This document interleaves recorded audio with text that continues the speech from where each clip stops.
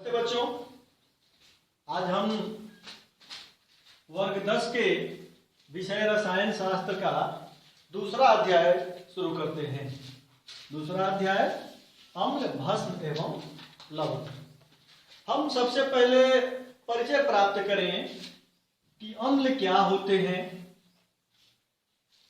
अम्लों में कौन कौन सी विशेषताएं होती हैं, किसी अम्ल को हम किस प्रकार के रासायनिक संकेत या सूत्र से व्यक्त करते हैं।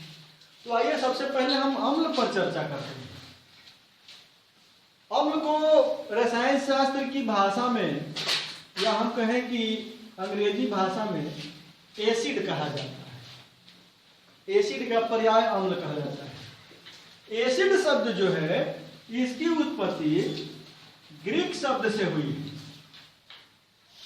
ग्रीक शब्द एसिड शब्द या एसिडस, एसिडस शब्द से एसिड की उत्पत्ति हुई है। एसिडस, हम लोग जिस वस्तु का स्वाद खट्टा होता है, तो जो खट्टा शब्द हम प्रयोग करते हैं ग्रीक भाषा में, इस खट्टे के प्रयोग के लिए एसिडस शब्द का प्रयोग होता है। या सीधे हम कहें कि ग्रीक भाषा में खट्टा को एसिडस कहते हैं, और वहीं से एसिडस से ये शब्द एसिड बना है। स्पष्ट है कि जो वस्तु खट्टी होती है उस वस्तु के मूल पदार्थ को एसिड की संज्ञा दी गई है। सीधे तौर पर हम कह सकते हैं कि हम जिन वस्तुओं का स्वाद अनुभव करते हैं उनमें से जिस वस्तु का स्वाद खट्टा हो वो वस्तु अम्ल कहलाती है। यानी हमारे आसपास उपस्थित वो सभी वस्तुएं जो स्वाद में खट्टी होती हैं वो अम्ल या अम्ल जनित होती हैं। क्या हम मात्र इतने से ही काम चला सकते हैं? क्या हम किसी वस्तु को अम्ल में या भस्म में वर्गीकृत करने के लिए स्वाद लेंगे? बहुत सारे ऐसे अम्ल हैं जो घातक हैं, हानिकारक हैं। तो केवल स्वाद के आधार पर हम यह वर्गीकरण करें तो यह पर्याप्त नहीं। तब हम इसके और गुणों की चर्चा करते हैं। अम्ल में और भी कुछ गुण होते हैं। जैसे पहला गुण तो आपने ये देखा कि अम्ल स्वाद में खट्टा होता है।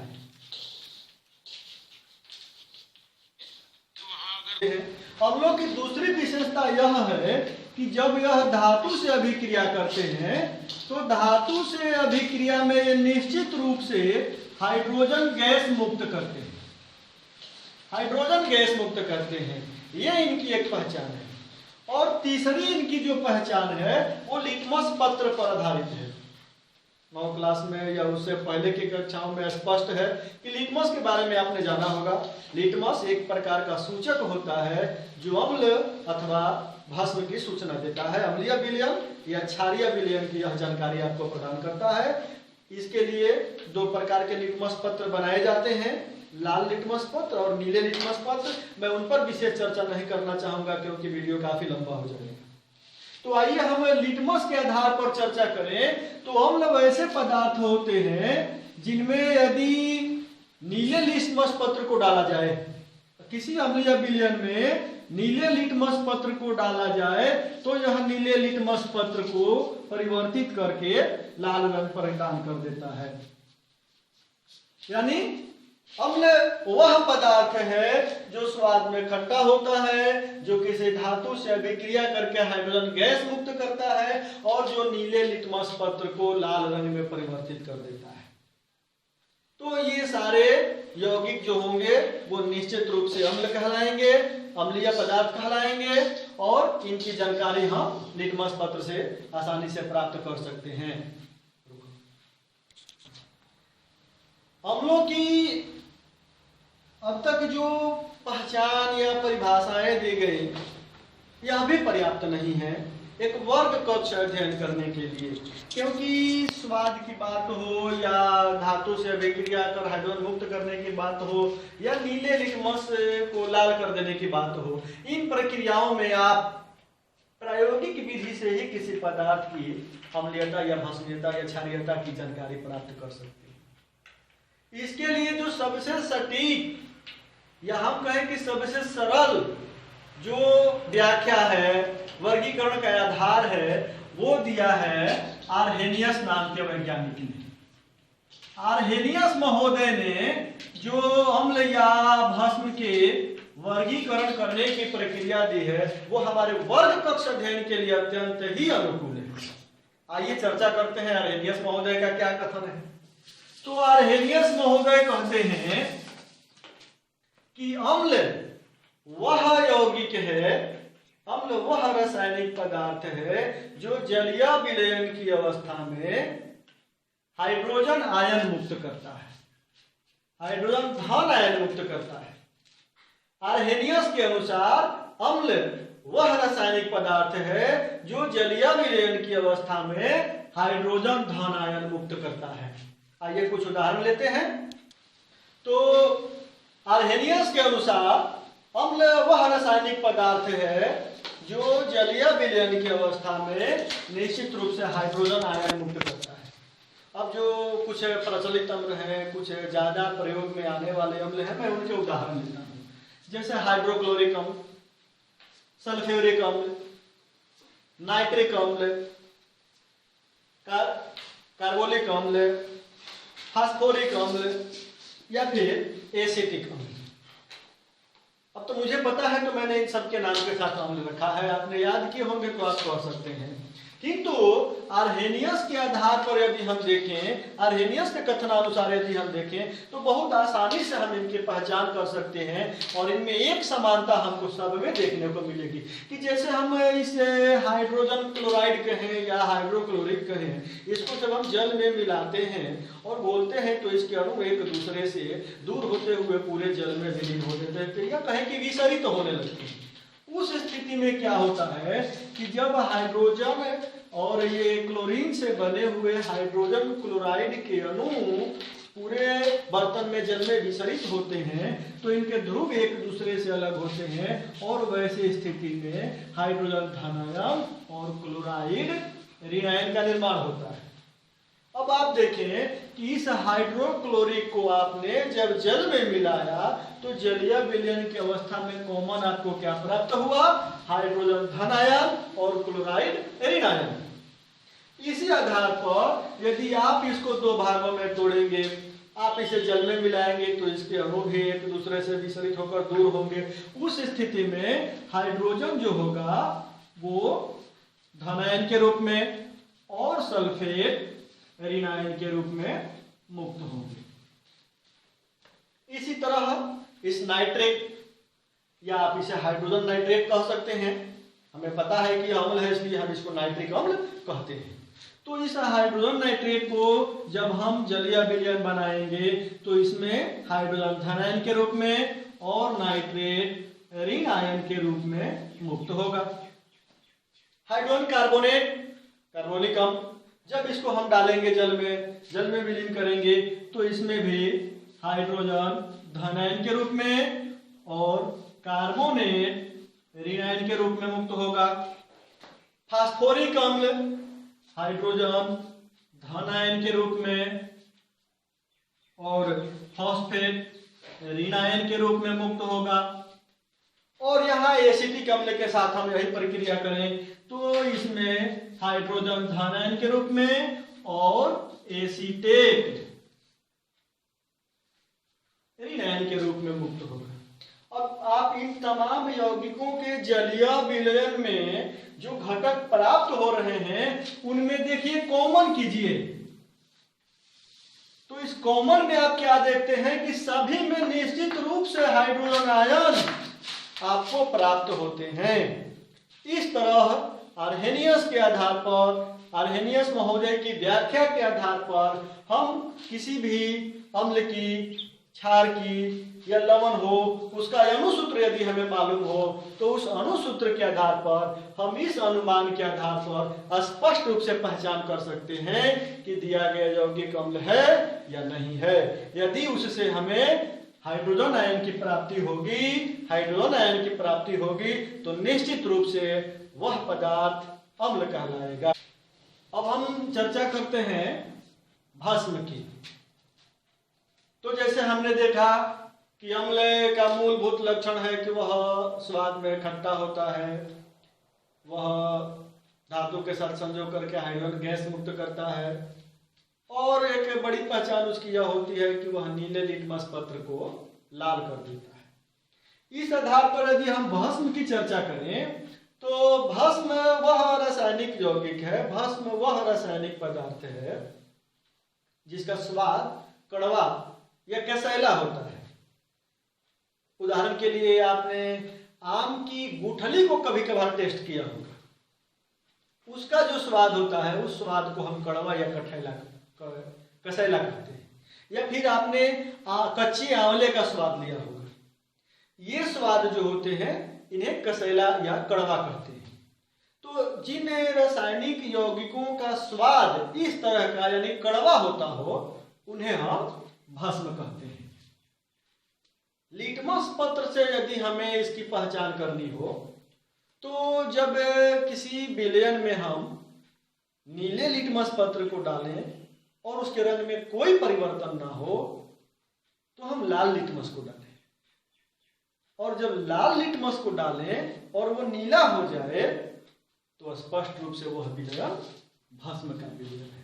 देखिए नीचे की कक्षाओं में कई बार हम इसी दुविधा में पड़ जाते हैं कि लाल लिटमस नीला हो जाता है, नीला लिटमस लाल हो जाता है, लाल लिटमस नीला हो जाता है, और हम इसी में इतने गड़बड़ हो जाते हैं कि किसे अम्ल कहें किसे क्षार कहें, ये समस्या उत्पन्न हो जाती है। आज मैं आपको बता रहा हूं, स्पष्ट रूप से याद कर लेंगे कि लाल क्षार, नीला अम्ल, लाल क्षार नीला अम्ल, यानी जो लाल लिटमस होगा वो केवल क्षार के साथ अभिक्रिया करेगा, लाल लिटमस अम्ल के साथ कोई प्रभाव नहीं डालेगा, और उसी प्रकार नीला लिटमस केवल और केवल अम्ल के साथ रंग परिवर्तन करेगा। नीले लिटमस को यदि क्षार में या भस्म में डाला जाए तो कोई परिवर्तन नहीं होगा। स्पष्ट है?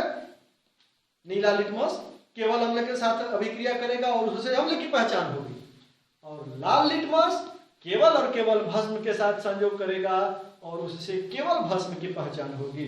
तो जब किसी विलयन में हम लाल लिटमस डालें और वह विलयन नीले रंग का हो जाए तो हम कहेंगे कि वह विलयन भस्म का है। स्पष्ट है? भस्म के ये दो गुण आप आसानी से पहचान सकते हैं। पहला कि वो स्वाद में कड़वे होते हैं, और दूसरे कि वो लाल लिटमस पत्र को नीला कर देते हैं। आर्हेनियस महोदय ने भस्म की पहचान के लिए भी बड़े अच्छे सिद्धांत दिए हैं। जैसा उन्होंने कहा कि यदि किसी रासायनिक पदार्थ को जलीय विलयन के रूप में बनाए और उससे हाइड्रोजन धन आयन मुक्त हो तो वो पदार्थ अम्ल कहलाते हैं। इसी तरह यदि किसी विलयन में यदि किसी रासायनिक पदार्थ का जलीय विलयन बनाए और उस विलयन में हाइड्रोक्साइड ऋण आयन मुक्त हो, ध्यान रखें, हाइड्रोक्साइड ऋण आयन मुक्त हो तो वो विलयन भस्म का विलयन या भास्मिक विलयन या क्षारीय विलयन कहलाएगा। यानी यदि हाइड्रोजन धन आयन मुक्त हो कॉमन रूप से तो वो अम्लीय पदार्थ होगा, और यदि हाइड्रोक्साइड ऋण आयन के रूप में वो मुक्त हो कॉमन रूप में तो वो भस्म का विलयन होगा। हमने कुछ ज्ञात लोकप्रिय भस्मों के चिन्ह यहां लिखे हुए हैं।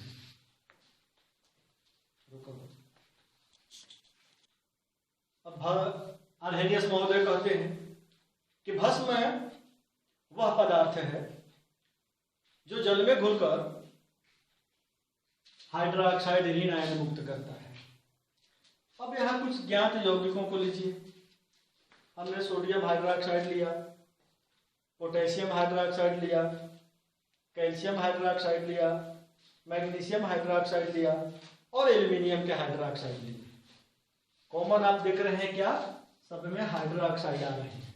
अब यदि आप इन्हें जलीय विलयन के रूप में बनाएं तो स्पष्ट है कि जब ये आयनित होंगे, धन आयन और ऋण आयन के रूप में वर्गीकृत एक दूसरे से दूर होंगे, तो उसमें एक तरफ तो सोडियम धन आयन के रूप में अलग होगा, दूसरी तरफ हाइड्रोक्साइड ऋण आयन के रूप में मुक्त होगा। सोडियम धन आयन, क्योंकि सोडियम धातु है और धातुएं धन आयन बनाने की प्रवृत्ति रखती हैं। दूसरे में पोटेशियम धन आयन के रूप में और हाइड्रोक्साइड ऋण आयन के रूप में मुक्त होगा। तीसरे में कैल्शियम धन आयन के रूप में और हाइड्रोक्साइड ऋण आयन के रूप में, और इसी प्रकार इसमें मैग्नीशियम धन आयन, एल्युमिनियम धन आयन, और कॉमन आप क्या देख रहे हैं कि सभी में ऋण आयन के रूप में हाइड्रोक्साइड आयन ही मुक्त हो रहे हैं। स्पष्ट है कि जब इस प्रकार आप किसी सूत्र को वर्गीकृत करें, आयनित करें और उनके समीकरण को लिखें, यदि कॉमन रूप से आपको हाइड्रोक्साइड ऋण आयन के रूप में मुक्त हो रहे हो तो आर्हेनियस के व्याख्या के अनुसार वह दिया गया यौगिक भस्म है या भास्मिक यौगिक है, और यदि उससे हाइड्रोजन धन आयन के रूप में मुक्त हो तो वो अम्ल होगा। स्पष्ट है। आर्हेनियस महोदय की यह व्याख्या, यह परिभाषा हमारे वर्ग कक्ष के लिए अत्यंत ही उपयोगी हो सकती है। कॉमन रूप से आप ये भी कह सकते हैं कि एक खास बात यह है कि आपने जो भी प्रचलित भाषणों के संकेत लिखे इनमें सब में आपने देखा कि धन आयन के रूप में निश्चित रूप से धातु होता है। तब आप स्वयं की एक परिभाषा भी बना सकते हैं कि धातुओं के हाइड्रोक्साइड को भस्म कहते हैं, धातुओं के हाइड्रोक्साइड को भस्म कहते हैं। ऐसे स्थिति में आप ये कह सकते हैं कि अधातुओं के हाइड्राइड अथवा हाइड्रोक्साइड को, अधातुओं के हाइड्राइड अथवा हाइड्रोक्साइड को अम्ल कह सकते हैं। स्पष्ट रूप से हम अम्ल और क्षार के रूप में इन आधारों पर वर्गीकृत कर सकते हैं। अम्ल स्वाद में खट्टे होते हैं, भस्म स्वाद में कड़वे होते हैं। अम्ल अधातुओं के हाइड्राइड होते हैं, भस्म धातुओं के हाइड्रोक्साइड होते हैं। अम्ल नीले लिटमस को लाल कर देते हैं, जबकि भस्म लाल लिटमस को नीला कर देते हैं। और सैद्धांतिक रूप से यदि हमें जब व्याख्या करनी हो तो हम आर्हेनियस महोदय की परिभाषा पर चलते हैं कि यदि उस यौगिक से जलीय विलयन करने के आधार पर यदि हमें हाइड्रोजन धन आयन के रूप में प्राप्त हो तो वो अम्ल है, और यदि हाइड्रोक्साइड कॉमन ऋण आयन के रूप में प्राप्त हो तो वो भस्म है। ठीक है। उम्मीद करता हूं अम्ल और भस्म की जो व्याख्या है, जो वर्गीकरण है, परिचय है, आप समझ गए होंगे। फिर भी यदि कोई जिज्ञासा हो, कोई प्रश्न हो तो आप कमेंट बॉक्स में जरूर लिखें, मैं पुनः उत्तर देने का प्रयास करूंगा। इतना ही इस घंटी में। धन्यवाद। अगली घंटी में आगे मिलेंगे।